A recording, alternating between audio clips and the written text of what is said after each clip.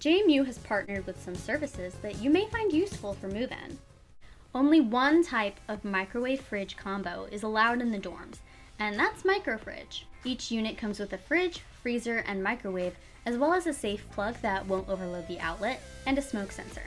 You can have one microfridge per room, but you can have one more mini fridge if you choose. If you have a loft bed, the microfridge will fit underneath if you set it to the highest height.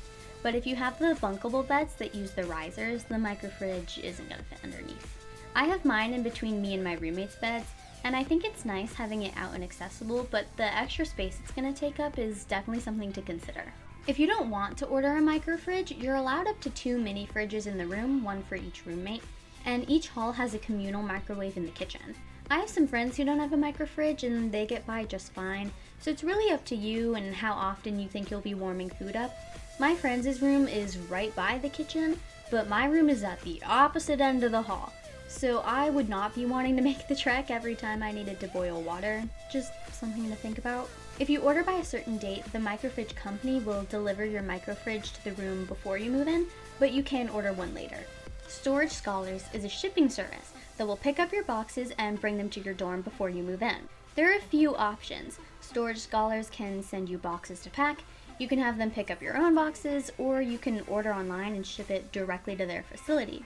Storage Scholars can also keep your stuff over summer break and have it back in your new room or new apartment the next year. I personally didn't have any trouble bringing all my items, but it may be more difficult for students living further away or who have a smaller car to bring everything that they'll need. Dormify and CampusCube allow family or friends to send you a pre-made care package. They have different special offers like Halloween or birthday packages, or they just have regular ones. These will be sent to the mailroom in the Union Building. You can see your mailbox number and P.O. Box combination in My Madison. University cleaners will pick up and clean your laundry for you. You drop off your provided duffel bag at the designated spot, and within 2 days, your clean clothes will be returned. JMU also offers different programs that allow students to move in a few days early. These include the marching band, Dukes Make a Difference, Madison Orientation Adventure Trip, or Mosaic Connections. DMAD is a volunteer program that helps local nonprofits. It's a chance to meet other people who are interested in volunteering and get familiar with the local Harrisonburg community. Moat holds multiple camping and hiking trips throughout the summer leading up to move-in.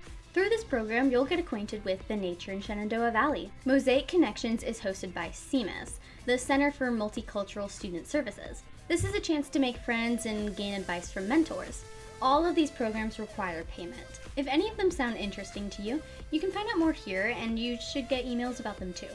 There are 3 relevant groups that you need to know before move-in: FROGs, OPAs, and RAs. FROG stands for First Year Orientation Guide. You'll find out your FROG group assignment before you move in. The FROGs help you move all your stuff on the day of move-in, and they conduct the Weeks of Welcome events through the first couple of weeks. More on that later. They will also eat lunch and dinner with you for the first few days. You can recognize them from their green frog hats and neon green shirts. OPA stands for Orientation Peer Advisor. They're basically frogs, but for orientation. They also participate in some of the Weeks of Welcome events. RA stands for Resident Advisor, and these are the upperclassmen who live in the dorms. Their whole job is to be there for you should you need anything, whether it's directions to a certain building, advice about your college transition, or expediting your room change. If your floor is co-ed, there should be 2, one for the boys and one for the girls. My original room was on the first floor, which was an all-girls floor, so we only had one RA. I spoke to some of the RAs in my building about their advice for move-in. What's one item you should absolutely bring?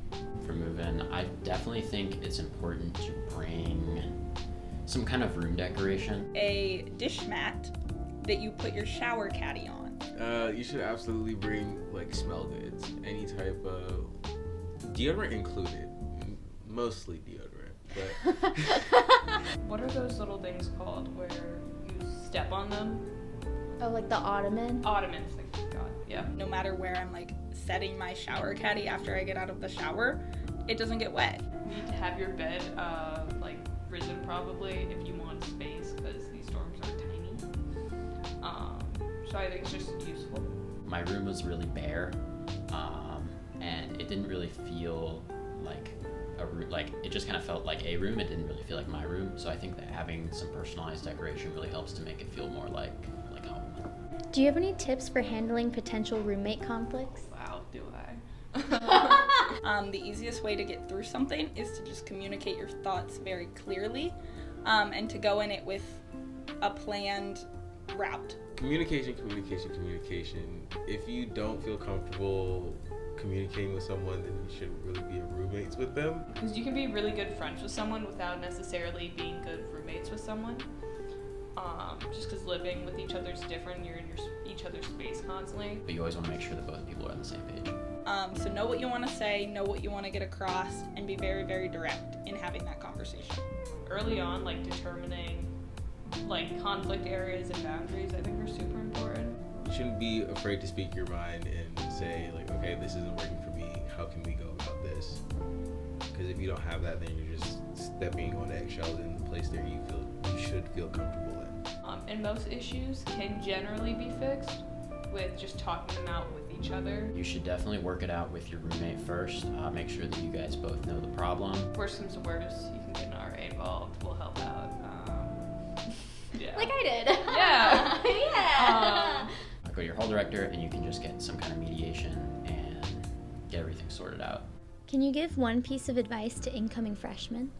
So my biggest piece of advice to incoming freshmen is to join clubs. It doesn't matter what it is, it doesn't matter what it's for. It can be Greek life, it can be a club, like a small club. Keep yourself inside all times. You're gonna miss out on the freedom that is college.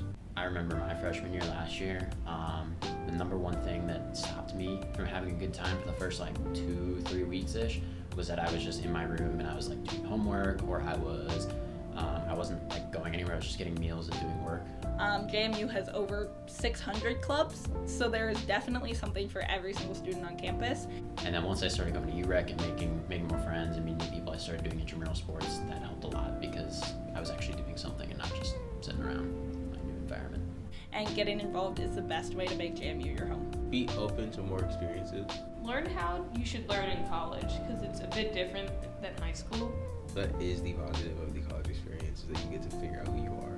And it's kind of like, just becoming acquainted with adulthood, where you have to figure out how to do things on your own. So figure out how you can learn best.